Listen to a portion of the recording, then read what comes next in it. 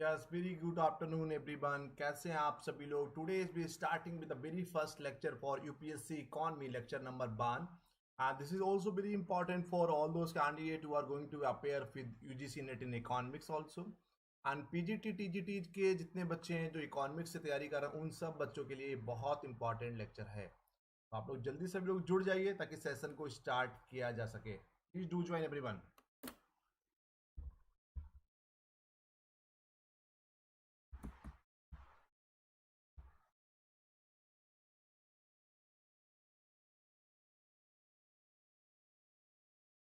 जल्दी सभी लोग ज्वाइन करिए।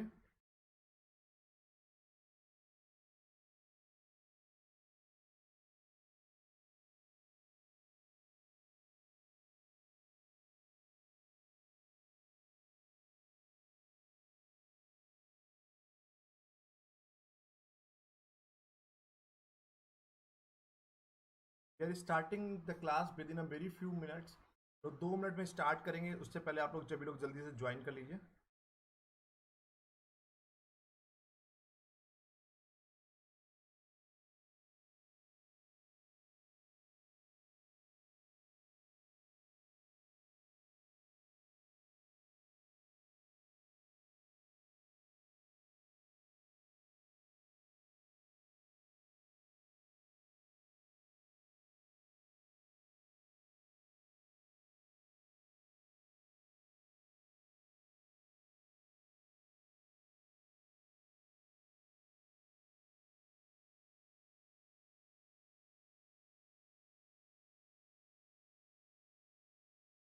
We are starting the class within a very few minute.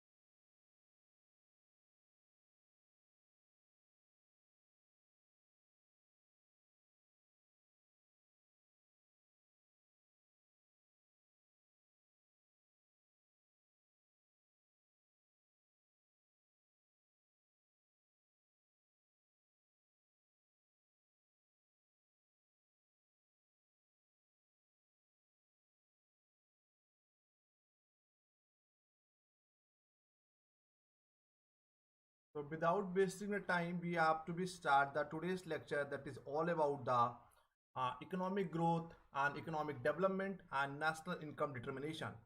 तो जहाँ पर भी आप लोगों को डाउट लगे, you can raise your finger, you can raise your hand, you can ask the any questions to me. ठीक है, तो without further any delay we are starting today. तो आज हम लोग स्टार्ट कर रहे हैं यूपीएससी सीरीज का। यूपीएससी का पूरा सिलेबस लेकर चलेंगे, अगले 3 से 4 महीने में पूरा सिलेबस कंप्लीट करेंगे। Economic growth and economic development and national income determination का बात करेंगे। आर्थिक विकास, आर्थिक वृद्धि और कहीं ना कहीं राष्ट्रीय आय की आज पूरी हम लोग बात करने वाले हैं।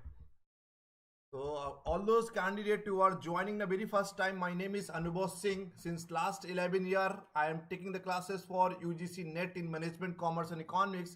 I was also taking the classes for UPSC Economy syllabus, and I used to work with India's top teaching and research institutions like IIM Lucknow, Lucknow University, LPU, MIT University, Sarda, IPM Lucknow, and I was also working with the IFMTR UP government.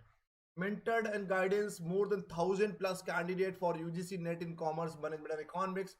In the last few years, I have been qualified 4 times GRF in a Commerce and Management, published more than 20 research paper in a top quality index journals like Scopus, TR, UGC Care, UGC Listed, MBA International Business, MCOM International Business, MA Economics and PhD Applied Economics. Today's topic is all about UPSC की series start किया। Today is the very first lecture. हम लोग starting से लेकर last तक की अगले 4 महीने में पूरा यूपीएससी का इकोनॉमिक का syllabus. There are very less YouTube channel, बहुत कम यूट्यूब चैनल है जो इतना डिटेल में आपको एक एक लेक्चर पर पूरा बताएंगे। यूपीएससी की जो बच्चे तैयारी कर रहे हैं, पीसीएस की जो तैयारी बच्चे कर रहे हैं, या और भी कोई इकोनॉमिक सर्विसेज की, क्योंकि इकोनॉमी का जो पार्ट है, आप कोई भी कॉम्पिटिटिव एग्जामिनेशन देते हैं, बोले यूजीसी नेट की बात करिए, आप बैंकिंग की बात करिए, what ever the competitive examinations you are appearing for. Economy plays a very vital role. तो आज हम लोग बेसिक से लेके चलेंगे. What is economic growth? What is economic growth? Economic, आज देखिए ना, आज के टाइम में जीडीपी की हम लोग बात करते हैं, all those persons who are sitting at a Silicon Valley in US, और all those persons who are sitting at a kirana shop या पान वाले की दुकान पर भी जो बैठा है, they are talking about the GDP. But there are very few people in across the globe. बहुत कम लोग हैं पूरी दुनिया में जो एक्चुअली में जीडीपी को समझते हैं. तो what is all about the economic growth? हम लोग आज बात करेंगे. Economic growth can be defined as an increase in the value of goods and services produce in economic over a period of the time. This value calculation is done in terms of percentage increase in GDP or gross domestic product. Economic growth is calculated in real terms where the effect of variations in a value of goods and services due to the inflation distorted or also accounted for. तो कुल मिला के हम लोग बात करेंगे. Suppose that last year आपकी GDP की जो ग्रोथ थी वो 8% थी. इस साल तो whatever the changes we are showing in a total national income of the country, जितनी भी हम लोग एक कंट्री की टोटल नेशनल इनकम में जितना परसेंटेज ग्रोथ होता है उसी को हम लोग कहीं ना कहीं जीडीपी कहते हैं. बट जीडीपी काउंट करने के लिए सबसे सिंपल और सबसे आसान तरीका है, we count the GDP on the basis of real GDP, आगे बताएंगे, और नॉमिनल जीडीपी. और हम लोग बेस ईयर को मानकर चलते हैं. बेस ईयर अभी क्या चल रहा है? 2011-12. तो हम लोग बेस ईयर की तुलना करंट ईयर से करते हैं, then we are counting the certain GDP. तो इकोनॉमिक ग्रोथ की बात करेंगे, अगर लगातार आपका इकोनॉमिक ग्रोथ इंक्रीजिंग ऑर्डर पर है, पिछली साल 5% ग्रोथ थी, 6% ग्रोथ थी, 7% है, 8% है, that is called your economic growth is very good in the manner. So what is all about the economic growth? Economic growth is all about to increase in the value of the goods and services produced in an economy over a certain period of time. What actually we do? हम लोग economic growth percentage में count करते हैं. So what are the factors influencing the economic growth? Human resources, infra development, planned utilization of natural resources, population growth, advancement in a technology. Human resources क्या होता है? This is a major factor that is responsible for boosting the economic growth of a country. The rate of increase in the skills and capabilities of a workforce ultimately increase the economic growth of a country. So HR जो human resources है, they played a very vital role in the economic growth of the any specific country. तो कहीं ना कहीं जैसे ही automatically लोगों की skills improve होंगी, लोगों की कैपेबिलिटीज इंप्रूव होंगी, लोगों की इंडिविजुअल इनकम बढ़ेगी, तो automatically it will lead to increase the economic growth of respective country. Infra development, automatically roads बनेंगी, हाईवेज बनेंगी, फैक्ट्रीज बनेगी, नई नई मशीनरीज बनेंगी, एयरपोर्ट्स बनेंगे, फ्लाईओवर्स बनेंगे, तो automatically infra development also plays a very vital role in terms of economic growth. Improvement and increase investment in a physical capital such as road, machinery, airport, railway, factories, that will increase the efficiency of economic output by reducing the cost. Planned utilization of natural resources here, proper use of the natural resources like minerals, deposits, it's also help boost up the productivity of respective economy. Population growth एक आपका positive manner में भी और negative manner में भी है. And increase in the growth of population will result in the availability of more human resources which in turn will increase the output in terms of quantity. This is also an important factor that influence the economic growth. हमने आपको पहले बोल दिया, population growth, कहीं अगर growth बढ़ेगी तो automatically demand बढ़ेगी, एक ग्रेटर अवेलेबिलिटीज रहती है एचआर की. बट दूसरी अगर हम लोग इसका सिक्के का दूसरा पहलू देखते हैं तो कहीं ना कहीं population growth also affecting the or influencing the economic growth of respective country. Advancement in a technology या जितना ज़्यादा टेक्नोलॉजी एडवांसमेंट होगा, आज हम लोग बोलते हैं जापान है, जर्मनी है, यूएस है, चाइना है. Why we are calling those country as a developed country? Because they have very advanced technology they are using since last 20-25 years. Now, what is all about the economic development? The term economic development can be explained as the process by which the economic well-beings and quality of life of a nation's community or particular regions are improved according to the predefined goals and objective. Economic development is a combination of market productivity and welfare values of the nations. भाई बच्चों, अगर हम लोग economic growth की बात करते हैं, वहां पर हम लोग केवल जीडीपी का या टोटल एक देश की टोटल इनकम का हम लोग परसेंटेज में देखते हैं. मतलब economic growth we see in a quantitative in a nature, but in economic development, it is also in a qualitative in a nature. While talking about the economic development, we have to be concerned about the human development index. We have to be concerned about the quality of the life of a nation's living standards. So we, while talking about the economic development, we have to be go through numerous number of qualitative factor. On the basis of those qualitative factors, we always concerned about the economic development. तो economic development के समय हम लोग कई सारे qualitative factors को भी अपने दिमाग में रखते हैं, जैसे कि कम्युनिटीज की बात करेंगे, क्वालिटी लाइफ कितनी अच्छी है वहां पर, लिविंग स्टैंडर्ड कितना अच्छा है। तो कई सारे फैक्टर्स को दिमाग में रखकर हम लोग इकोनॉमिक डेवलपमेंट की बच्चों बात करते हैं।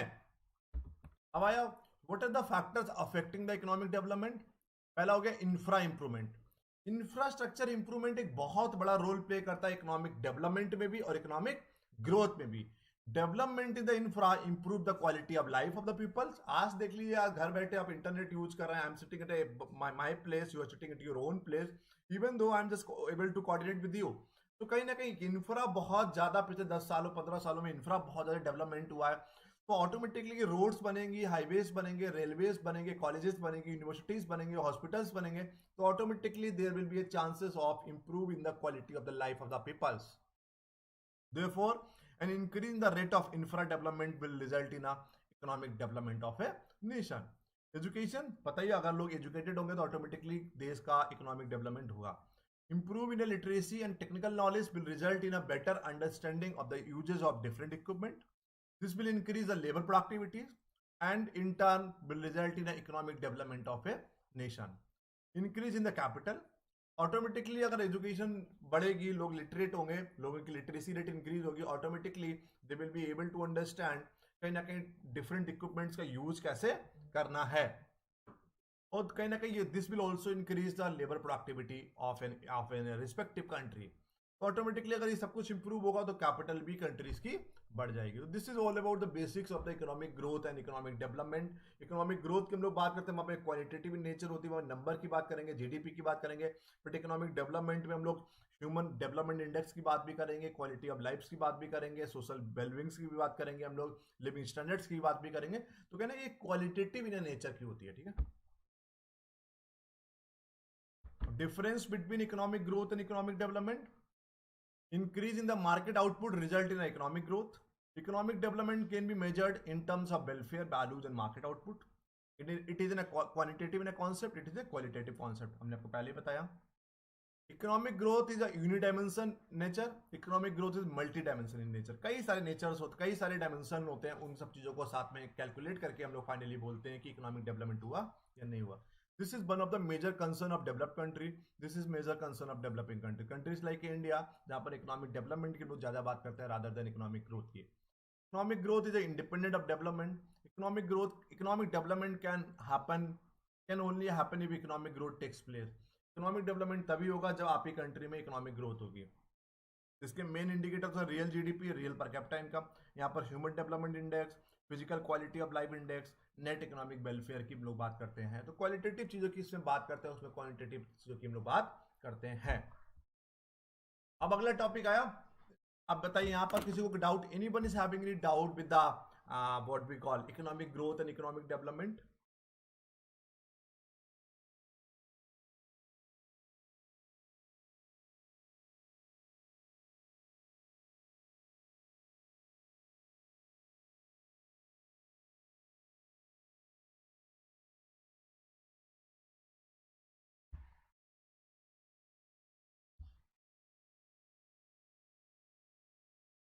Anyone is having any doubt, please do tell me.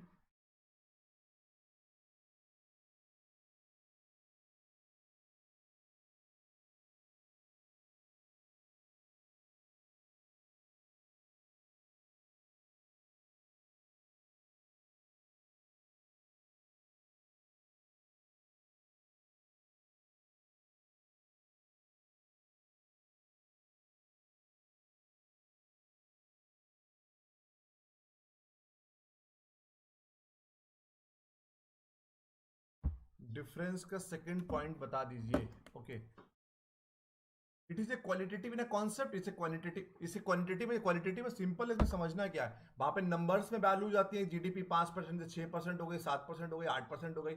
अब लिविंग स्टैंडर्ड को आप नंबर्स में नाप नहीं सकते, इमोशनल वेलबींग्स को आप नंबर में नहीं नाप सकते, it's totally qualitative in a concept. अगला आया national income. What is all about the national income? National income is the money value of all the final goods and services produced by a country during a period of 1 year. National income consists of a collection of different types of a goods and services.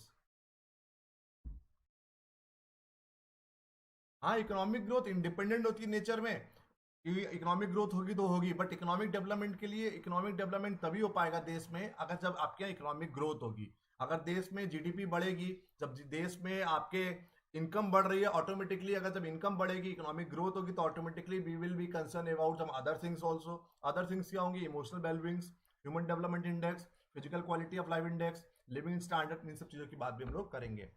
अगला topic है राष्ट्रीय आय। राष्ट्रीय आय या national income क्या होता है? National income is the money value of all the final goods and services produced by a country during a period of 1 year. National income consist of a collection of different types of goods and services. एक साल में एक देश के द्वारा जितना भी final goods and services produce करते हैं उसको नेशनल इनकम के अंतर्गत रखते हैं। फाइनल गुड्स एंड सर्विसेज जरूर याद रखिएगा, पर्टिकुलर वर्ड्स फाइनल, क्योंकि अगर फाइनल गुड्स एंड सर्विसेज नहीं करेंगे तो ओवरलैपिंग हो जाएगी, ओवर काउंटिंग हो जाएगी।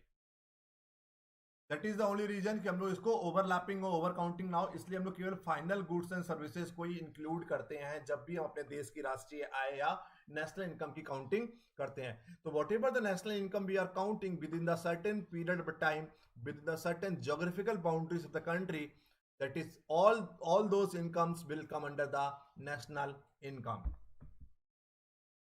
National income is the money measure of the net value of all product and services, जितना भी all final product and services of an economy during a year। एक साल में कहीं फाइनेंशियल ईयर चलता है अप्रैल से मार्च, कहीं चलता है जनवरी टू दिसंबर। तो whatever the economic year you are taking, तो एक साल की हम लोग नेशनल इनकम एक साल में काउंट करेंगे, एनुअली काउंट करेंगे। काउंटेड विदाउट डुप्लीकेशन, डुप्लीकेशन नहीं होना चाहिए, इसीलिए फाइनल गुड्स एंड सर्विसेज की बात करेंगे। After having allowed for the depreciation, हम लोग डेप्रिसिएशन को माइनस कर देंगे। पब्लिक सेक्टर और प्राइवेट सेक्टर दोनों को काउंट करते हैं। In consumption in capital good sector, इनकी बात करेंगे। Finally throwing in the net gains from the international transaction comprising of the gains not merely from export import trade also from capital lent और invested abroad. मतलब जितना पैसा भारत के लोगों ने विदेश में जितना पैसा भारत के लोगों ने फॉरेन में इन्वेस्ट किया है, विदेशी लोगों ने जितना पैसा जो इन्वेस्ट किया है उसको सब माइनस करने के बाद तो एक्सपोर्ट इंपोर्ट के अलावा भी एफडीआई और एफआईआई की भी बात करेंगे इसमें हम लोग। Example, if the value of the metre of the cloth is 20 rupees, the total cloth produce the 100 metre, then the money value of cloth is 2000 rupees। Simple, 20 रुपए मीटर कपड़ा है, 100 मीटर प्रोड्यूस हुआ तो 2000 रुपए हो गया। In this way we can find out the value of other goods and services and the total value of the goods and services produced during 1 year। Simple है। अब basic concept in national income, GDP and NDP, GNP और NNP.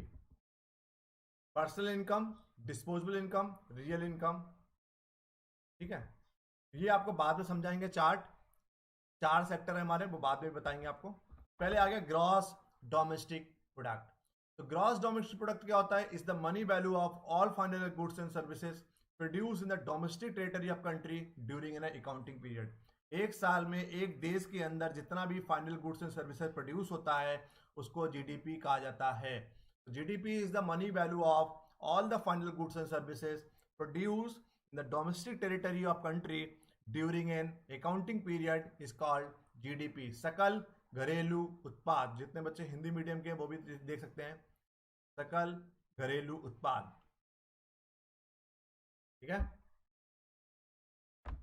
Domestic territory means territory lying with in the political frontiers including territorial borders of the country. बस समझाने की कोशिश करें domestic territory क्या होगी।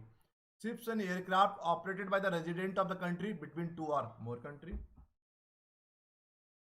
अब आता है GDP at A current price, GDP at a constant price. मतलब भाई रियल जीडीपी और उसकी GDP can be estimated at a current price and a constant price.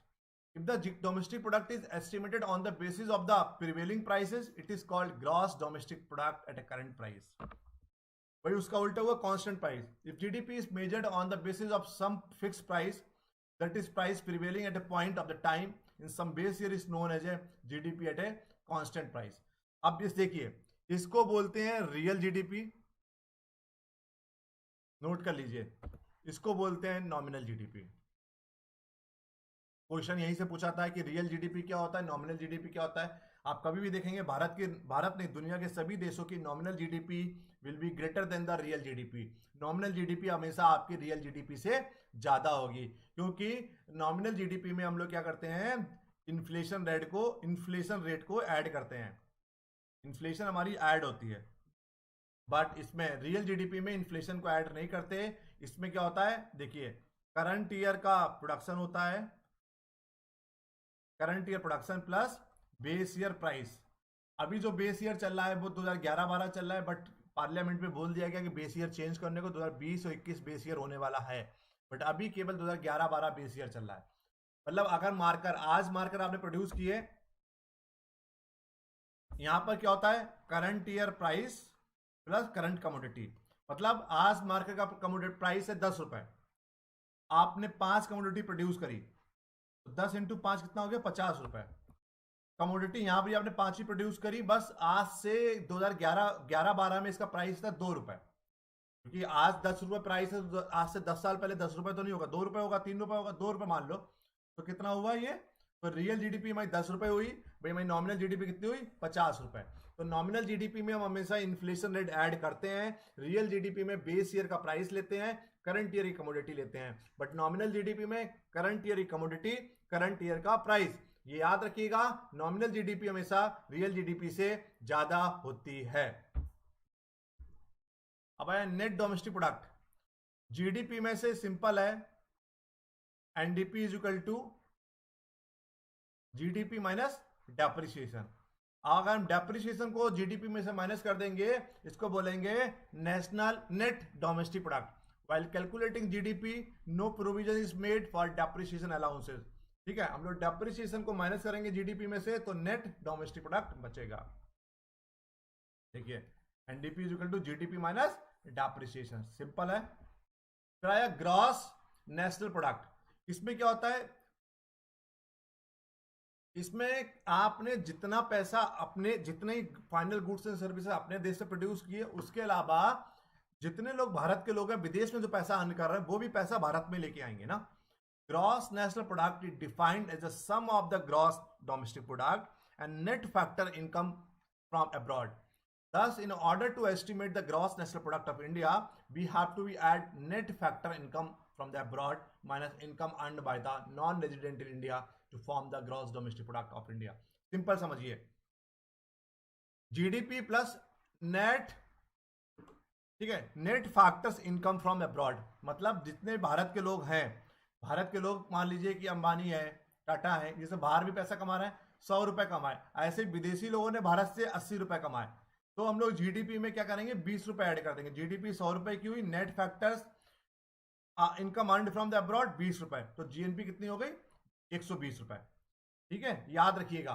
तो जीएनपी में GDP plus income earned from the abroad, जितनी भी income विदेश से अर्न कर रहे हैं, या एक्सपोर्ट माइनस इंपोर्ट ही बोला जाता है, जितना भी पैसा हम विदेश से कमा रहे हैं उसको जीडीपी में जोड़ देंगे, तो इसको बोलेंगे हम लोग जीएनपी. भाई हमारा हो गया नेट नेशनल प्रोडक्ट, उसमें जीएनपी माइनस डेप्रिसिएशन. बहुत सिंपल है, जीएनपी में से डेप्रिसिएशन को माइनस कर देंगे तो नेट नेशनल प्रोडक्ट आपका बचेगा. अब आया NNP at a factor cost और national income. NNP at a factor cost the volume of commodity and services turned out during an accounting years counted without duplication. It can also be defined as a net value added at a factor cost in an economy during an accounting period. Simple है. तो net national product क्या होता है, is the cost of the volume of commodity and services turned out during an accounting period. हम लोग बिना duplication में अगर जीएनपी में से डेप्रिसिएशन माइनस कर देंगे, एनएनपी बचेगा. इससे मतलब नहीं है, ठीक है. फिर हमारा आया रियल जीडीपी हो गई, नॉमिनल जीडीपी हो गई। अभी आगे बताएंगे GDP at a factor cost और GNP at a, GDP at a factor cost, GDP at a market price. अब आया पर्सनल इनकम। पर्सनल इनकम के जो एक इंडिविजुअल की जो इनकम होती है वो पर्सनल इनकम होती है, बट पर्सनल इनकम में से और फिर डिस्पोजेबल इनकम क्या होती है, pi minus direct taxes. Direct taxes को पर्सनल इनकम में से माइनस कर देंगे तो हमारा बचेगा डिस्पोजेबल इनकम। डिस्पोजेबल इनकम का मतलब है आप 10 लाख रुपए सालाना कमा रहे हैं, 20% आपके ऊपर टैक्स पड़ गया, 2 लाख रुपए टैक्स चला गया, आप डिस्पोज कितने कर पाएंगे, केवल 8 लाख रुपए। तो 8 लाख रुपए को क्या हुआ, डिस्पोजेबल इनकम। तो पर्सनल इनकम जो एक इंडिविजुअल हाउस होल्ड की जो इनकम होती है उसको पर्सनल इनकम बोला जाता है। पर्सनल इनकम में से direct taxes, income tax, corporation tax को माइनस करते हैं। इंडिविजुअल के इंसान में, इंडिविजुअल के में क्या होगा, इनकम टैक्स होगा। तो हम लोग डायरेक्ट टैक्सेस को पर्सनल इनकम में से माइनस करेंगे तो क्या बचेगा हमारा, डिस्पोजेबल इनकम। देखिए लिखा हुआ ना, personal income minus personal direct taxes, simple है, कुछ नहीं करना है इसमें।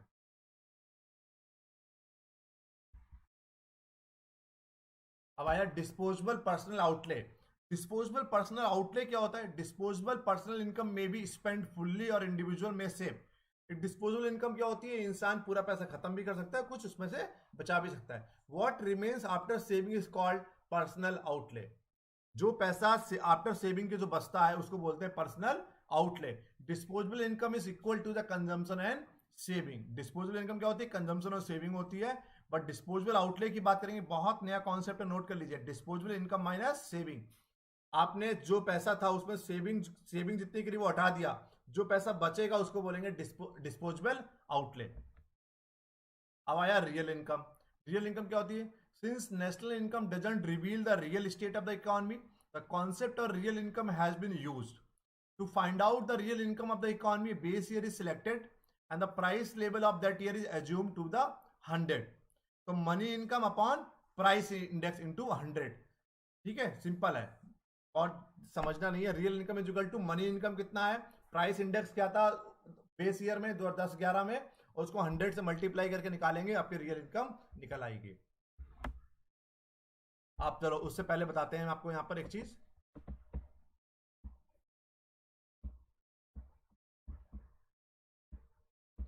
अब ये GDP at a factor cost और GDP at a market price रह गया।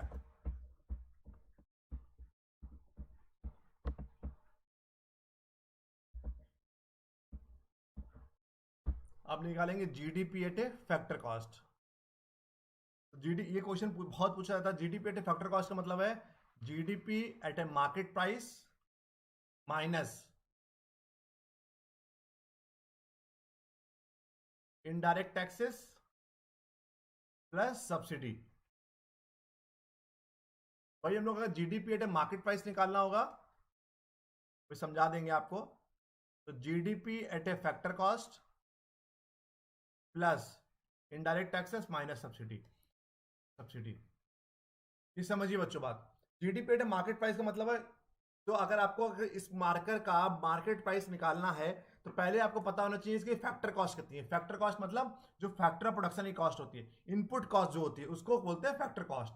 फैक्टर कॉस्ट मान लीजिए 10 रुपए है। इनडायरेक्ट टैक्सेस कितना है मान लीजिए, क्योंकि देखिए जैसे भी कोई भी सामान किसी फैक्ट्री में बनता है, जैसे ही वो सामान फैक्ट्री से बाहर निकलता है उस पर पड़ता है direct indirect taxes, GST, excise duty, custom duty, तो जीएसटी पड़ती है। 5 रुपए टैक्स पड़ गया। सब्सिडी अगर 2 रुपए है तो 10 माइनस 5 15 माइनस 2 13। तो अगर अगर सब्सिडी है, कुछ प्रोडक्ट पे सब्सिडी देती है सरकार, तो सब्सिडी माइनस कर देंगे। मार्केट प्राइस निकालना होगा तो फैक्टर कॉस्ट में इनडायरेक्ट टैक्सेस ऐड करेंगे, सब्सिडी माइनस करेंगे। भाई अगर मार्केट प्राइस में से फैक्टर कॉस्ट निकाला है, मार्केट में ये 20 रुपए का बिक रहा है, इसके मतलब फैक्टर कॉस्ट तो कमी होगी। तो इसमें से 20 रुपए में से इनडायरेक्ट टैक्सेस हमने क्या करा, माइनस कर दी, 10 रुपए सब्सिडी ऐड कर दी, तो 10 प्लस 2 कितना बचा, 12 रुपए। तो जीडीपी एट फैक्टर कॉस्ट कितनी आई, 12 रुपए। ठीक, अब आया method of measuring the national income. Census method और प्रोडक्शन मेथड जिसको बुलाता है, इनकम मेथड, एक्सपेंडिचर मेथड, और एडेड टू द जिसको हम लोग बोलते हैं ग्रॉस वैल्यू एडेड मेथड। अभी आगे बताएंगे। पहला हुआ प्रोडक्ट मेथड, ये किसी भी देश में अप्लाई नहीं किया जाता। It is also known as a inventory और product method. In this method, the economy is classified into the convenient sectors like agriculture, industrial, direct service, and foreign transaction sector where international payments are considered. इसमें according to this method value of output is estimated. तो gross value added is equal to value of output minus value of immediate goods. ठीक है, तो value of intermediate goods is deducted from the value of output to obtain gross value added. तो GBA method जो होता है, gross value added method, उसको हम लोग फॉलो करते हैं, but income method, expenditure method हम लोग कहीं भी फॉलो नहीं करते। तो ग्रॉस वैल्यू एडेड में value of the output, value of the output मान लो 20 रुपए है, इंटरमीडिएट गुड 10 रुपए लगे उसमें। अगर मान ली मार्केट में ये 20 रुपए का बिक रहा है तो उसकी इनपुट कॉस्ट भी तो आई होगी ना। वैल्यू ऑफ इंटरमीडिएट गुड्स कितनी है, 10 रुपए। तो कितना आया, तो ये 10 रुपए काउंट करेंगे हम लोग, इसको बोलते हैं प्रोडक्ट मेथड। इसकी लिमिटेशन क्या होती है, problem of double counting. Double counting के चांसेस रहते हैं, unclear distinction between final and intermediate goods. तो कभी कभार हम लोग फाइनल गुड्स और इंटरमीडिएट गुड्स को अलग नहीं कर पाते हैं, तो डबल काउंटिंग का बहुत चांसेस रहता है। टर्सरी सेक्टर्स में, जो सर्विस सेक्टर्स है, उसमें अप्लाई नहीं होता। Self consumption of output, sometime क्या होता है, प्रोड्यूसर्स में consume as a part of his production. कुछ समय क्या होता है कि प्रोडक्शन का कुछ पार्ट प्रोड्यूसर अपने आप कंज्यूम कर लेता है, उसको भी काउंट नहीं करते। फिर आया income method. The net income received by the all citizens of a country in a particular year, A total of net rent, net wages, net interest और नेट प्रॉफिट, इन चारों को ऐड कर देते हैं, उसको बोला जाता है बच्चों income method. Wages and salary plus rent, interest, dividend, undistributed corporate profit, mix income, direct taxes, indirect taxes, depreciation, net income from abroad, सबको ऐड करके बोलते हैं उसको इनकम मेथड। इसका लिमिटेशन क्या है, exclusion of the non monetary income को हम लोग इंक्लूड नहीं करते, नॉन मार्केटेड सर्विसेज को भी हम उसमें एक्सक्लूड कर देते हैं। फिर आया हमारा एक्सपेंडिचर मेथड। इसको क्या होता है, C plus I plus G minus export minus import. C क्या होता है, consumption, I investment, G government spending, X minus import, export minus import. The total expenditure is incurred by society in a particular year is added together to get the year national income. इसे personal consumption income, एक consumption by the house hold इसमें add करते हैं। Net domestic investment कितने हुए, investment by the MNCs, वो add करेंगे।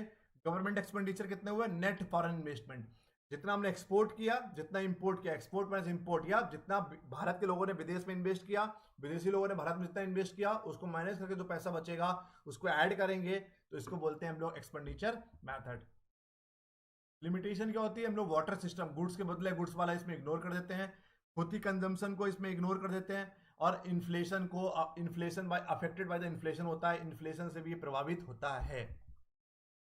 अब आया value added method. In order to avoid double counting, value added at every stage of production should be calculated to arrive at a GNP. The difference between the value of output and input at each stage of production is called value added. मतलब जितना value addition करेंगे, जितना value addition करेंगे उसी को include करेंगे, पुराना चीजों को इंक्लूड नहीं करेंगे ताकि डबल काउंटिंग ना हो। अब आया difficulties in measurement of national income. पहला हुआ नॉन मोनेटाइज ट्रांजेक्शन। जैसे कुछ ट्रांजेक्शन होते हैं जो नॉन मोनेटाइज होते हैं, जैसे exchange of goods and services which have no monetary payment, like services rendered out of love, courtesy or kindness, are difficult to include in the computation of national income. Unorganized sector, countries like India जहां पर अभी भी 20% sector केवल organise है, बचा हुआ 80% sector unorganised है। Unorganised sectors को हम जीडीपी में काउंट नहीं कर पाते, नेशनल इनकम में काउंट नहीं कर पाते। समझ लीजिए कि भारत की जैसे देश में कितना बड़ा फॉल्ट है। मल्टीपल सोर्सेज ऑफ अर्निंग, एक इंसान 4-5 जगह से पैसे कमा रहा है बट वो एक ही जगह का दिखा रहा है, एक वो भी नेशनल इनकम में काउंट नहीं हो पाता है। Categorisation of goods and services, हम लोगों के देश में बहुत ज्यादा फाइनल गुड्स एंड सर्विसेज हम लोग कैटेगराइज नहीं कर पाए हैं, एक ये भी दिक्कत है। और एक डेटा भी हमको इनएडुकेट मिलता है, पूरी तरह से हमको करेक्ट डेटा नहीं मिलता है, ये भी बहुत बड़ा दिक्कत है। अब है importancy of national income analysis. They provide as an index of economic activity and instrument of economic planning. Economic planning और इकोनॉमिक एक्टिविटी बहुत आवश्यक है। National income accounting indicate the growth of the country in terms of income and output. National income statistics help the policies makers. Policies बनाने में बहुत मदद पड़ता है। इकोनॉमिक पॉलिसी, इकोनॉमिक प्लानिंग कर रहे हैं देश की, उस समय भी हमको नेशनल इनकम एनालिसिस की जरूरत पड़ती है। उसके अलावा एक complete knowledge about the trend in national income is essential in economic planning. Research scholar भी अपना नेशनल इनकम का यूज करते हैं। कुछ मैथमेटिकल फॉर्मूला है, GNP at a market price minus depreciation is equal to NNP at a market price, GNP at a market price minus net income from abroad, GDP at a market price. GNPA factor का formula है, कुछ देख लीजिएगा, simple formula है ये. So this is all about today's lecture. Anyone is having any doubt, please ask.